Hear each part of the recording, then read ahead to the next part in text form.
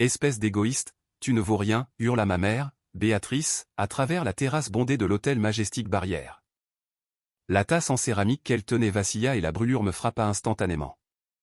Le café fraîchement moulu et bouillant se déversa directement sur ma tête, brûlant mon cuir chevelu, coulant le long de mon cou et imbibant mon sweat à capuche gris chiné acheté en friperie.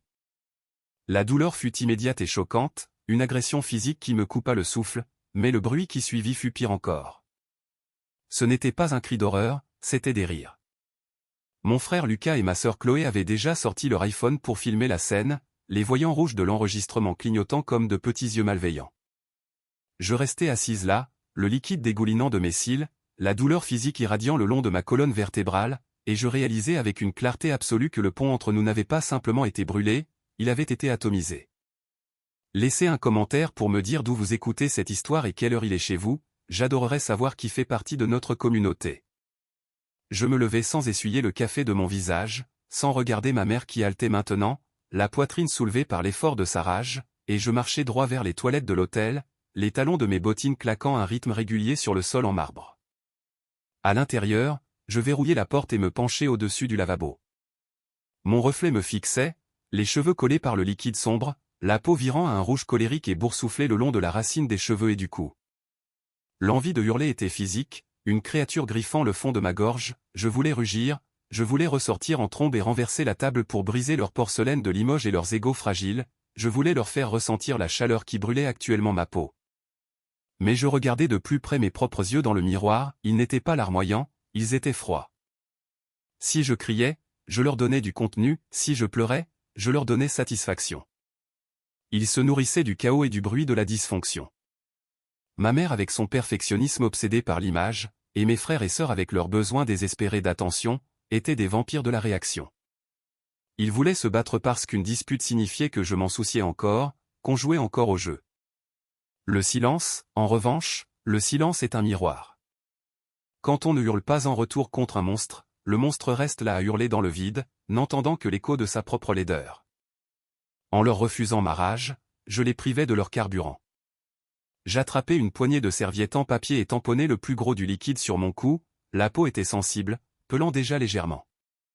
Je sifflais entre mes dents mais gardais un visage neutre, je n'allais pas leur donner une seule image montrant que je craquais.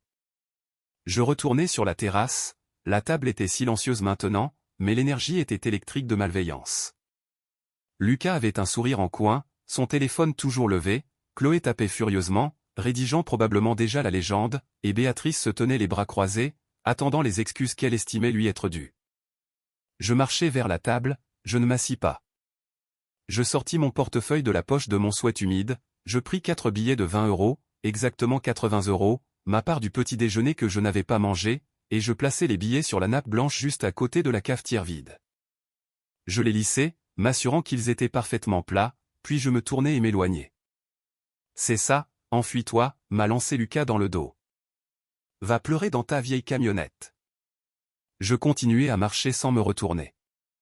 Le silence que je laissais derrière moi était plus lourd que n'importe quel cri aurait pu l'être, c'était le son d'une porte qui se ferme, se verrouille et se soude pour toujours. Ils pensaient avoir gagné parce qu'ils tenaient la caméra, ils ne réalisaient pas qu'ils venaient de filmer leur propre exécution. Je montai dans mon vieux break Peugeot vieux de 10 ans, l'odeur de café rance remplissant l'habitacle. Mes mains tremblaient en mettant la clé dans le contact, non pas de peur, mais à cause de la chute d'adrénaline.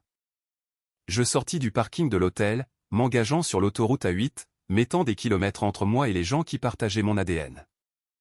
Le conflit avait commencé pour une raison si banale que c'en était presque drôle.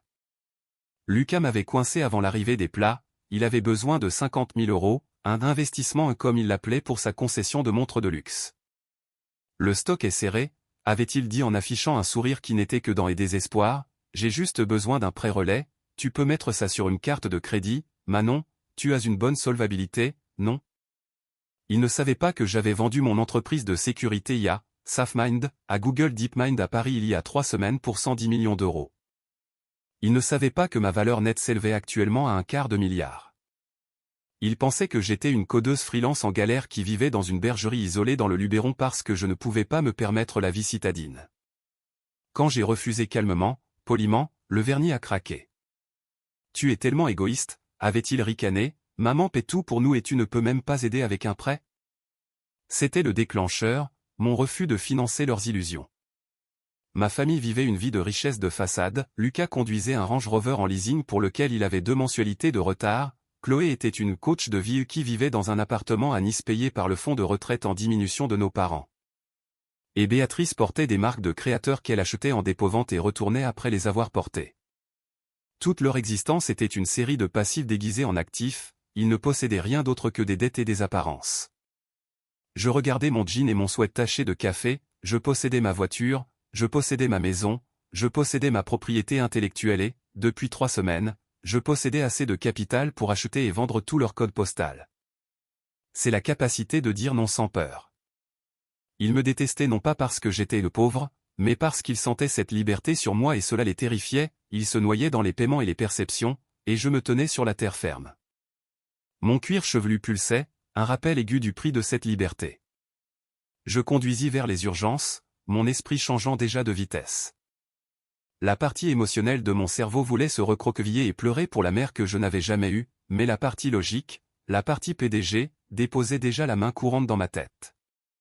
Ils avaient voulu me donner une leçon sur ma place dans la famille, ils allaient apprendre une leçon très coûteuse sur la mienne dans le monde. Ce n'était plus une dispute familiale, c'était une OPA hostile, et je n'avais jamais perdu une négociation. Mon appartement était calme, le seul son étant le bourdonnement du réfrigérateur et le sifflement piquant du spray contre les brûlures que j'appliquais sur mon cuir chevelu. Le miroir montrait clairement les dégâts, une cloque se formait juste derrière mon oreille gauche et la peau le long de la racine de mes cheveux ressemblait à de la viande crue. Je ne la couvris pas, je voulais la voir, je voulais me souvenir exactement de ce à quoi ressemblaient 50 000 € de rejet. Mon téléphone, posé sur le rebord du lavabo, s'alluma, puis encore, puis un bourdonnement vibrant et continu qui ne s'arrêtait pas. Je me séchai les mains et le pris. Ce n'était pas des excuses, c'était une notification TikTok. Quelqu'un m'avait identifié, ou plutôt un vieux compte que j'utilisais à peine. J'ouvris l'application et il y avait le visage de Lucas, suffisant et filtré, remplissant l'écran. La vidéo commença. Je me regardais assise à la table, la tête baissée, le café coulant de mon menton pendant que ma mère hurlait. La légende en surimpression disait en texte jaune vif, quand ta sœur fauchée essaie de gâcher le brunch, on sort les poubelles. Je fis défiler les commentaires, ils étaient exactement ce que Lucas voulait, elle ressemble à un rat mouillé, écrivit un utilisateur, bien fait pour elle, sale profiteur, dit un autre. Ma sœur Chloé l'avait partagé dans sa story Instagram avec un emoji qui pleure de rire et le texte le karma servi chaud. Je posai le téléphone. Ils célébraient. Ils étaient défoncés à la dopamine des likes et à la validation de leur propre chambre d'écho. Ils croyaient sincèrement avoir gagné, ils pensaient que c'était la fin de l'histoire, la partie où les ordures sont sorties et les gagnants retournent à leur mimosa. Ils ne comprenaient pas que sur Internet, le contexte est une monnaie, et le marché était sur le point de s'effondrer. Je ne signalais pas la vidéo, je ne commentais pas. Je fis une capture d'écran du post, une capture d'écran de la légende et une capture d'écran des eurodatages, je les enregistrai dans un dossier sur mon disque crypté étiqueté épreuve. Puis j'allai à la cuisine et me fis une tasse de thé. Plus de café, plus jamais de café. Je m'assis près de la fenêtre et attendis que l'algorithme fasse ce qu'il fait de mieux, trouver la vérité. Lundi matin, l'atmosphère avait changé. L'air semblait lourd, comme la chute de pression avant un orage. J'étais dans mon bureau à domicile, une chambre convertie dans ma bergerie surplombant la vallée, en train de réviser le code d'une nouvelle architecture de réseau neuronal quand mon téléphone personnel sonna. C'était Éléonore, ma directrice des relations publiques. « Manon, dit-elle, la voix serrée, as-tu vu Twitter ?»« J'ai vu TikTok, répondis-je en tapant une commande dans mon terminal. »« Ça a brisé le confinement, dit Éléonore, c'est arrivé sur le Twitter de la French Tech il y a environ 1 heure. Un ancien stagiaire t'a reconnu. Le nombre de vues est à 4 millions et grimpe verticalement. Ils savent qui tu es, Manon. Ils savent que tu as fondé SafeMind. Ils savent pour l'acquisition par DeepMind. J'affichais Twitter sur mon deuxième écran. Le hashtag SafeMind était en tendance. Le post principal était une comparaison côte à côte, une image de moi en couverture du magazine We Read, l'air soigné et formidable, l'autre une capture d'écran floue de la vidéo de Lucas où j'étais trempé de café. La légende disait, cette famille vient d'agresser l'une des femmes les plus importantes de l'IA parce qu'elle ne voulait pas leur prêter 50 000 balles. Ils n'ont aucune idée qu'elle pèse 9 chiffres. Les commentaires étaient une avalanche d'horreur. C'est Béatrice Mercier, identifiée à un utilisateur, elle est au conseil d'administration du Cercle des Arts, dégoûtant. Un autre utilisateur avait déjà trouvé la concession de Lucas, ce type vend des montres à la commission et il harcèle une multimillionnaire self-made? Le calcul est pas bon, Kevin. Veux-tu qu'on demande le retrait? Demanda Éléonore. On peut faire nettoyer ça, violation de la politique de harcèlement, ça disparaîtra en 10 minutes. Non, dis-je, ma voix calme et stable. Laisse-le, Éléonore. C'est humiliant, mais pas pour moi. C'est illuminant pour tout le monde. Laisse tourner. Laisse-les voir exactement qui sont ces gens. Je raccrochai. Le récit s'était inversé. Je n'étais plus la sœur fauchée, j'étais le titan outsider. Le public ne voyait pas juste une dispute de famille, il voyait un groupe de parasites attaquer l'hôte. Je regardais le compteur de retweets tourner comme une machine à sous. L'escalade des méchants venait de rencontrer l'escalade professionnelle. Ils voulaient de l'attention? J'allais leur donner le monde entier. Mardi matin, Lucas se tenait sur le sol de la salle d'exposition de Luxe Intemporel, ajustant ses manchettes. Il vérifiait probablement son téléphone, attendant plus de likes, ignorant que le sol sous ses pieds s'était déjà liquéfié. Il ne savait pas que ma société de capital risque, Apex Venture, avait été occupée pendant le week-end.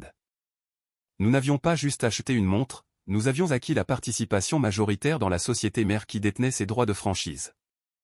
C'était une petite acquisition pour nous, une diversification de portefeuille, mais cela me donnait une autorité très spécifique.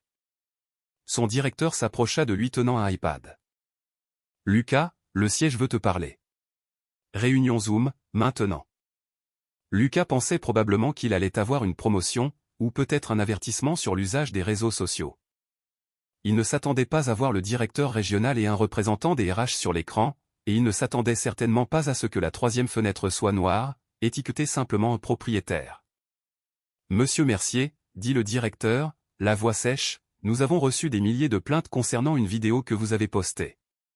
Faute grave, conduite nuisible à la réputation de la marque, comportement hostile. C'est une affaire de famille privée, bégaya Lucas, sa confiance s'évaporant. C'est juste une blague. Il n'y a rien de drôle dans une agression, coupa le représentant des RH, et il n'y a rien de privé avec 4 millions de vues. Votre contrat est résilié avec effet immédiat. La sécurité vous escortera vers la sortie. Vous ne pouvez pas faire ça, ma sœur. Ta sœur, dis-je en réactivant mon micro mais en laissant la caméra éteinte. Ma voix remplit la pièce, amplifiée par les haut-parleurs de la conférence. Ta sœur est l'actionnaire majoritaire de la holding qui signe tes chèques de paie, Lucas. Et elle a une politique de tolérance zéro pour les harceleurs.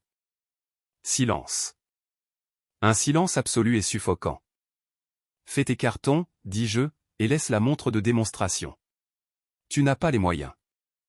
Je mis fin à l'appel. Un de moins. Ils sont venus à mon portail le jeudi, c'était inévitable. Quand un narcissique perd le contrôle, il ne réfléchit pas, il attaque. C'est un phénomène psychologique connu sous le nom d'effondrement narcissique.